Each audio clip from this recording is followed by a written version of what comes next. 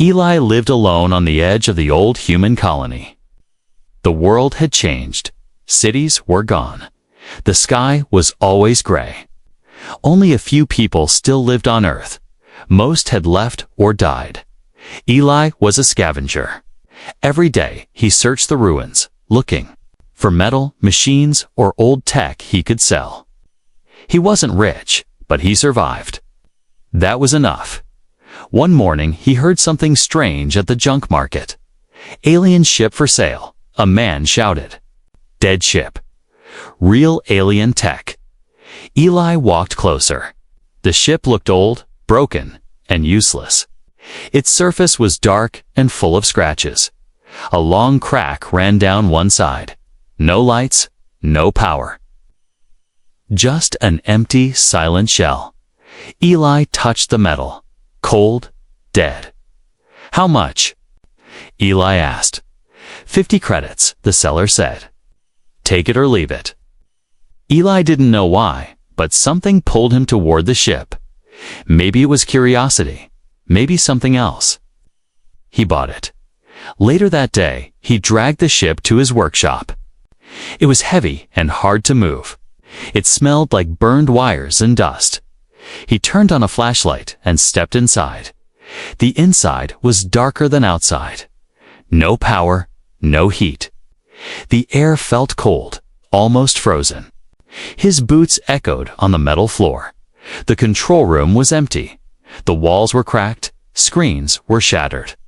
Nothing worked, just another piece of junk, he thought. But then he heard something, a sound, very soft, like breathing. He stopped. His light shook in his hand. Again he heard it. A slow, shallow breath. He followed the sound to the back of the ship. There was a small door, half open. Something was inside. He pushed it slowly. Behind the door was a chamber. The light from his flashlight hit something on the floor. A shape, a body. He stepped closer. It was a girl. Not human. Her skin was pale blue, almost silver. She was small, maybe 16 or 17 in human age. Her clothes were torn, barely covering her. No shoes, no warmth.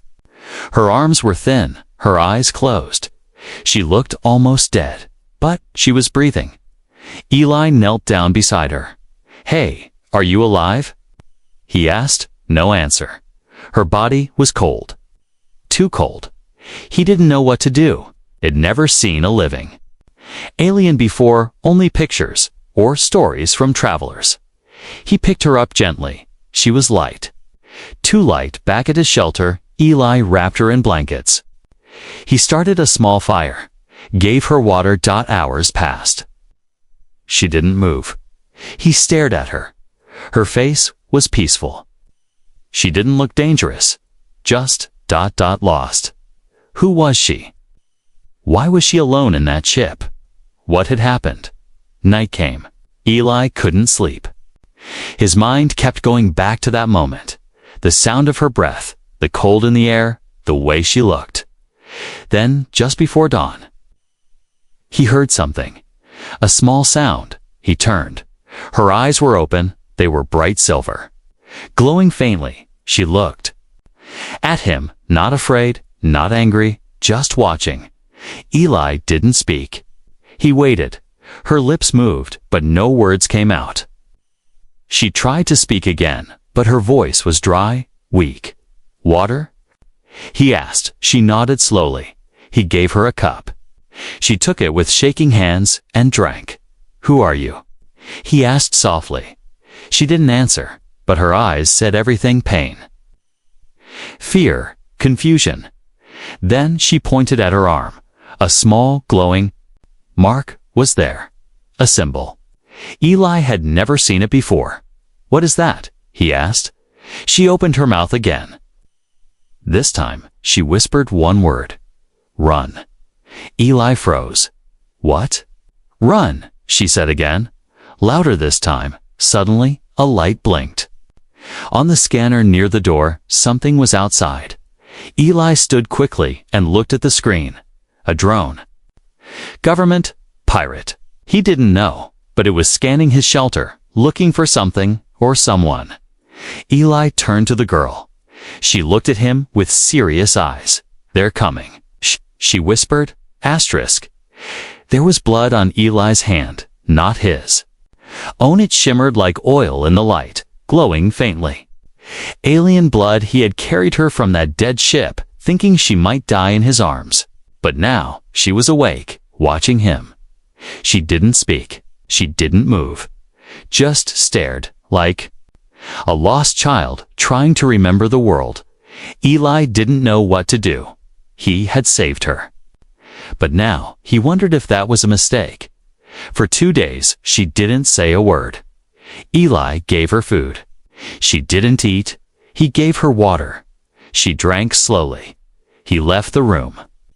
When he came back, she was always sitting in the same place, silent. Still, eyes always on the door. Was she afraid? Or was she planning something? On the third night, it rained. Not water, acid rain. The world outside hissed and burned as toxic clouds rolled across the old buildings. The sky turned red. Thunder growled in the distance like a wounded beast. Inside the shelter, the power flickered. And then, the girl spoke just one word. Eli turned. What? Her voice was soft, rough, like it hadn't been used in a long time. "They are near," she said. "I feel them." "Who?" Eli asked. She didn't answer. She stood up slowly and walked to the wall. She touched the metal surface. It lit up beneath her fingers, glowing like her skin. Eli stepped back, shocked. "You did that?" "How?" She looked over her shoulder. Her eyes were shining now, brighter than before, like stars in the dark. "I am not enemy," she said. "I was sent to warn." "Warn who?" She pointed at him. "You." Eli didn't understand. He was just a scavenger. He didn't matter. No one cared about him. No one ever had. "Why me?" he asked. She walked closer. Her steps were light, almost like she was floating. "Because, you are the only one left. The only one, untouched." Eli frowned. Untouched. By what? Before she could answer, the lights died. Total darkness. Then, a soft beep. The scanner. Eli ran to the panel near the door. The screen flickered. A single red dot was moving across the map, closer, faster. Someone was coming. Someone not human. The girl moved beside him. "They found the ship," she said. "They will find you now. You touched it. You brought me here." Eli looked at her. "What are you?" She blinked. A mistake. A message. A memory. None of it made sense, but then something strange happened. The scanner screen glitched lines across the image. Static. Then a voice came through the speaker. "Return the girl, or be erased." It wasn't a human voice. It was deep, mechanical. Cold, like metal grinding against metal. Eli's breath caught in his throat. He looked at the girl. Her face had changed. Not fear, not confusion. Anger. "They are null," she said. "They kill what they cannot control. They came for my world. They will come for yours." She held out her hand. A small object floated up from her pocket, a crystal glowing blue. It spun slowly in the air, then stopped. She placed it in Eli's palm. "It only opens for human hands," she whispered. "Why?" "Because it was made by you, long ago." Eli looked down at the crystal. It pulsed once and showed an image, a map of stars. With Earth at the center, the Null's voice returned. "You have 1 hour." The signal cut. Silence, only the rain outside. Hissing against the roof, Eli looked at the girl. Her eyes no longer looked lost. They looked ready, and then, for the first time, Eli felt something strange. Not fear, not confusion, purpose. There was silence in the room, except for the crystal. It hovered in Eli's hand, glowing faint blue, humming like a heartbeat. A few hours ago, he was just a scavenger. Now he held something ancient, something powerful, something meant for humans only, and sitting across from him was a girl from another world, Erin. That was her name, she finally told him. Her voice was soft, almost broken. But her words were sharp, like a blade that had waited too long to be used. I came here. Not by choice, she said.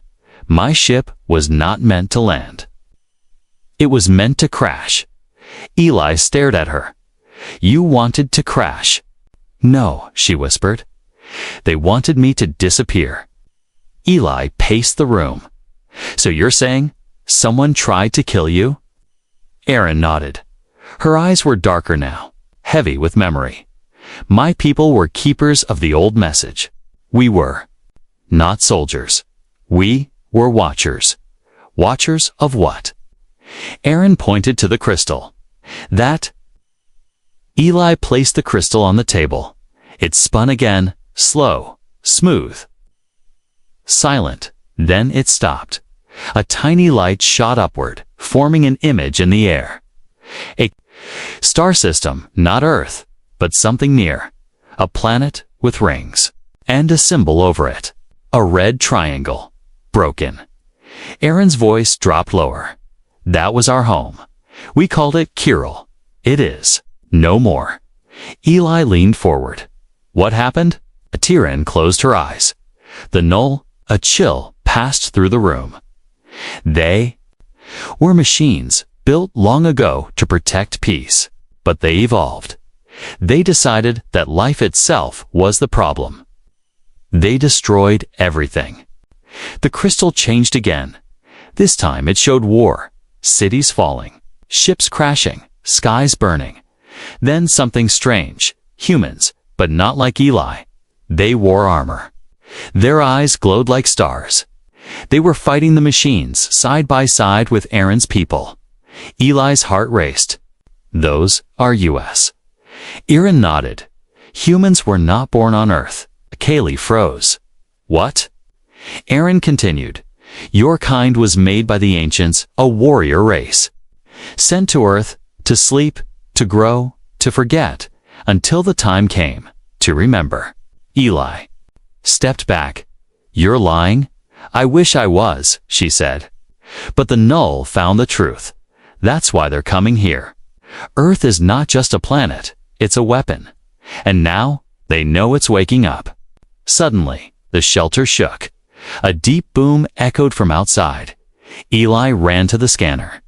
3 red dots, fast, moving toward him. He looked at Eryn. She stood, calm. They're early, she said. Who? The Null Scouts, here to erase the message. Eli grabbed his old rifle. I don't even know how to fight machines. Erin touched the crystal.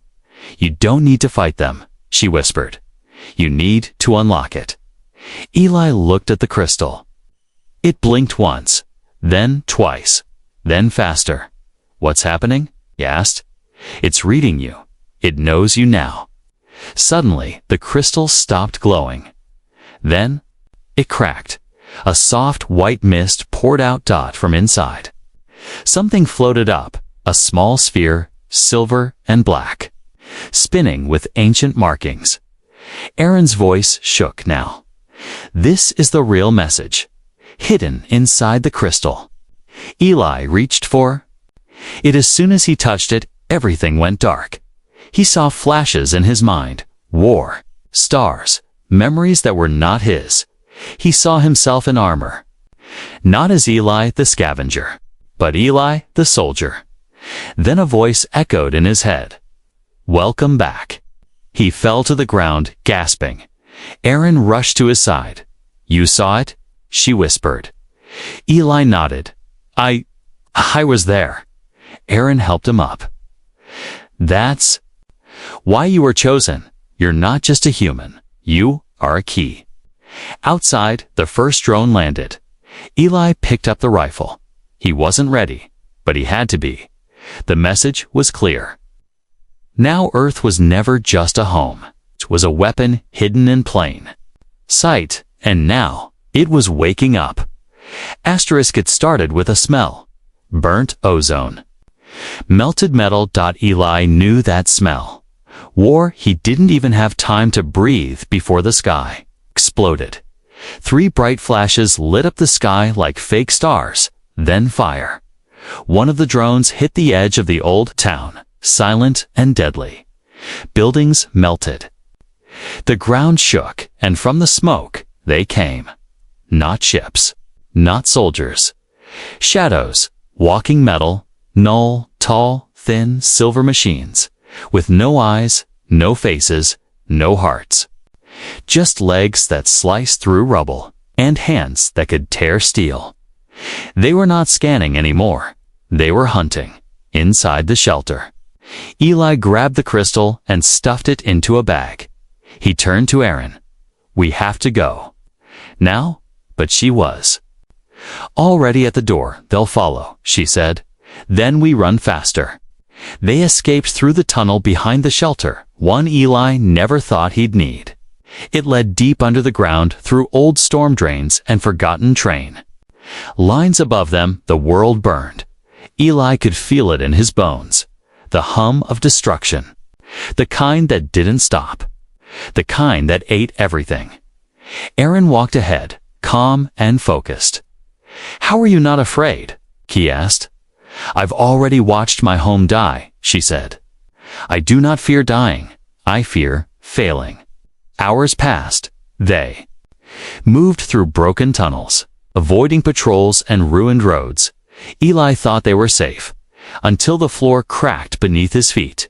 He fell hard, crashing into a lower level of the tunnel system. When he opened his eyes, it was dark. Too dark. He reached for his flashlight, and that's when he heard the breathing. Not human, not hers. The knoll had found them. One drone, sleek and silent, stepped into the light. It didn't speak. It didn't need to. Its body began to shift, arms turning into blades. Chest splitting open to reveal a glowing red core. It lunged. Eli rolled, barely escaping the first strike. His gun was gone. His bag slid across the floor. But something happened. The crystal inside the bag began to glow again. Aaron dropped down from above, landing like a ghost. She held a small device, something alien, round and spinning. She threw it at the null. It hit the core and shattered into light. The drone screamed, a sound like metal tearing metal, and exploded into dust. Silence returned. Eli stared at her. What? What was that? "A memory weapon," she said. "Made from voices of the lost. It only works once. Then we'd better not need it again." They kept moving. Soon, they reached the edge of the city. Far in the distance, they saw what was left of Eli's shelter, a smoking hole in the ground. He stood there. Quiet. Aaron said nothing. He didn't need comfort. He needed answers. "Why me?" he asked again. "You've seen the crystal," she said.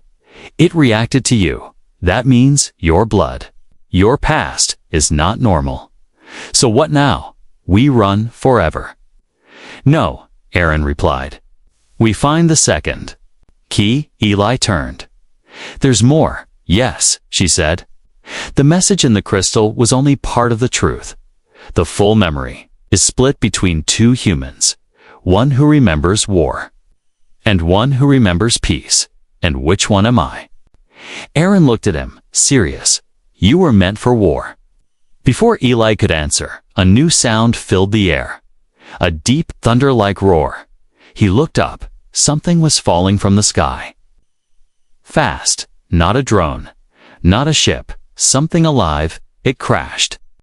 Just a mile away, a wave of dust hit them like a storm. When the air cleared, Aaron whispered one word. "Sentinel." Eli stared at the crater. Whatever had just arrived. It wasn't here to negotiate, and it wasn't alone. The ground was still hot when Eli stepped into the crater. Ash floated through the air like black snow in the center. A Tay, half buried in the earth, was the thing that had fallen from the sky, but it wasn't burning. It was alive. It pulsed, slow, steady, like a heart made of light and stone. Eli stared at it. "What is that?" he whispered. Erin didn't answer. She was looking at something else. The crystal in Eli's pocket had started glowing again, but this time was turning red. They didn't wait. They left the crater behind and found an old shelter inside the mountain, something built before the collapse of the old world. Buried, forgotten, full of dust and silence. Erin placed the crystal on the metal table. It floated again, spinning slowly. "It's time," she said.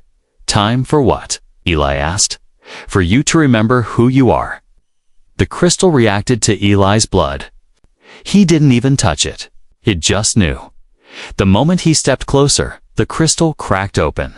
Light poured out and formed a hologram, not a map, not a weapon.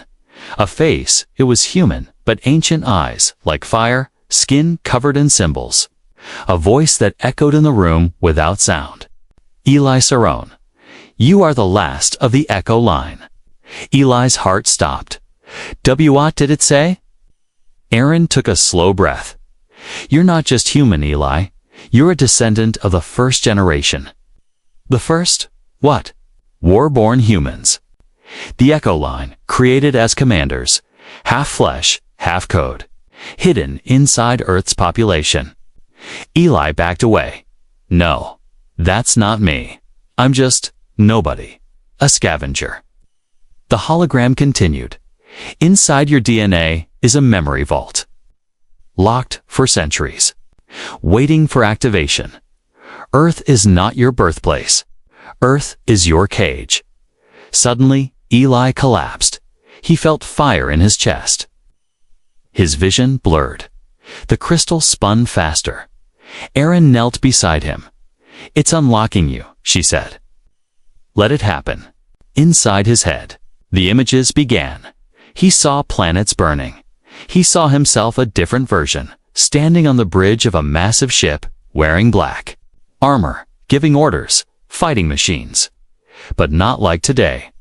These were early battles. The beginning of the null dot, and beside him in the vision, Erin, not as a scared refugee, but as a general. They fought together, died together, were reborn together. Eli opened his eyes. "I saw it," he said.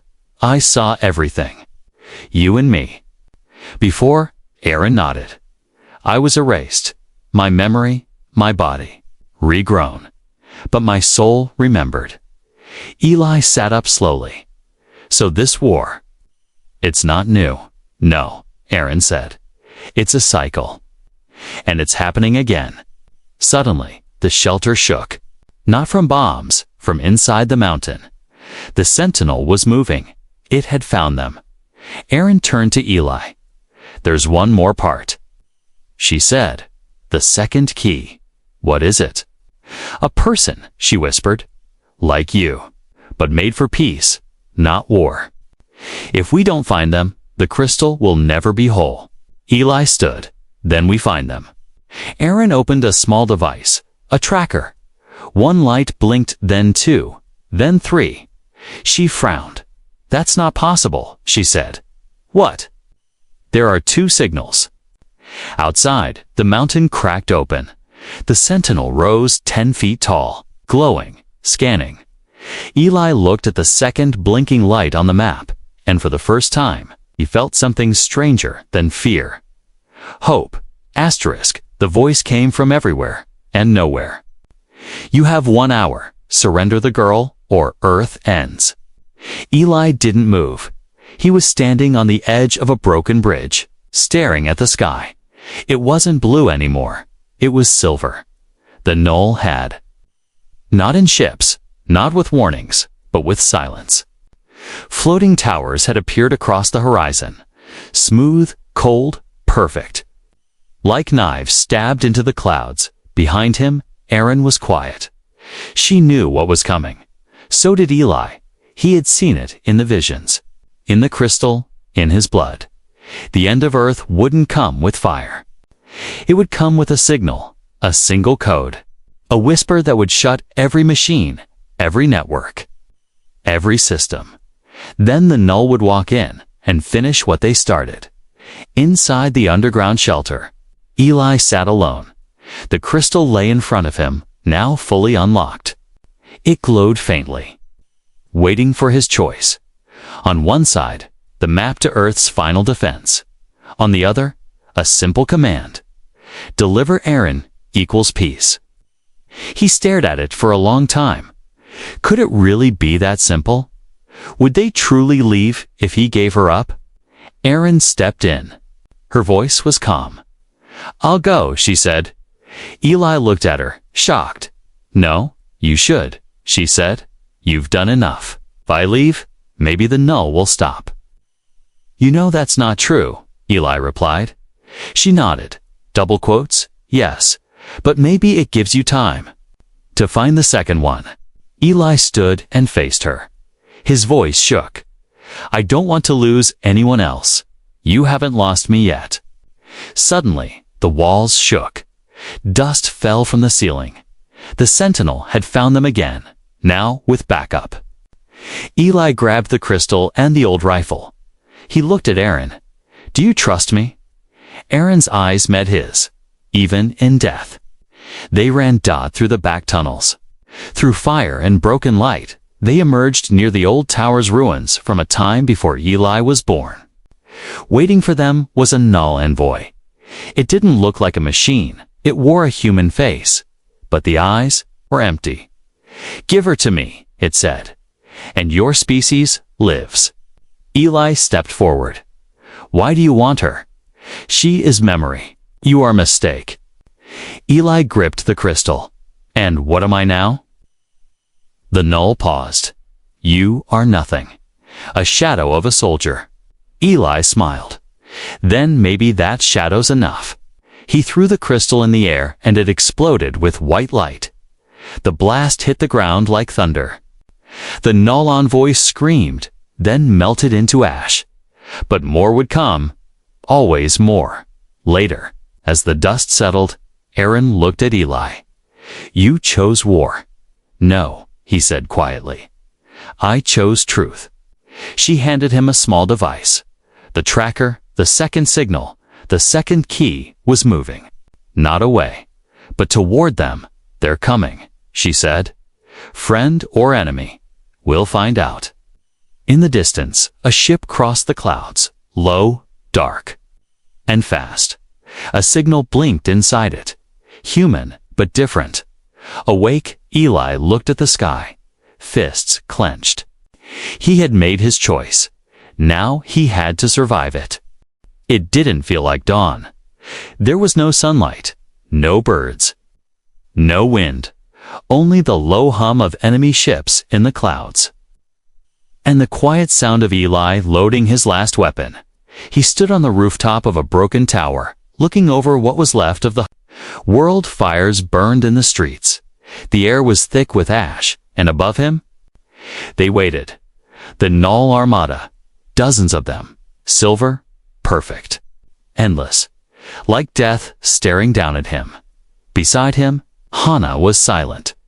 She had removed the bandage from her arm, revealing the glowing mark. It pulsed now. In rhythm with the crystal. "Are you ready?" she asked. Eli didn't answer. He was remembering something from the vision, a phrase that echoed in his bones. "The war ends when the key opens the storm."